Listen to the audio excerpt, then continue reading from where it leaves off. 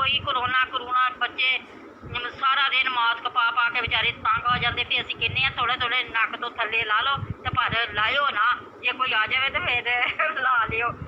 तो कोई हाल नहीं, बच्चे कोई नहीं परहेज परूज करते, हो ही नहीं सकती। तो असीं करिए झट को परे परे करीदा, मुड़ के जप्पियां पा के तुरे फिरदे हुंदे आ।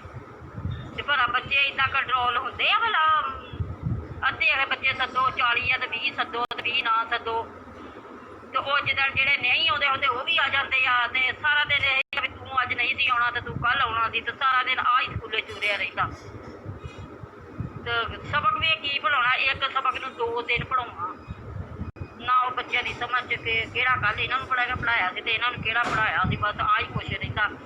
मैं तो कहनी उही खत्म कर देण ते चंगा। बच्चे ओदा वैनां दे विच तो आउंदे आ इकट्ठे हो गए, बसां दे विच जिद्दां मर्जी आउंदे, मोटरसाइकिल ते 3-3 4-4 लद के आउंदे ते स्कूल दे अंदर वड़दे सार ही 3 फुट ते जी हो जाओ।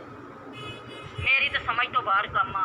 जे अफीसर होंदे आ वो भी जी परे परे होण, नज़दीक ना होण, एक दूसरी चीज़ ना लैण, वो अगले रोटियां कट्ठियां खाइए ते कलंदर सिद्धे बच्चे निक्के निक्के भला परहेज करदे आ।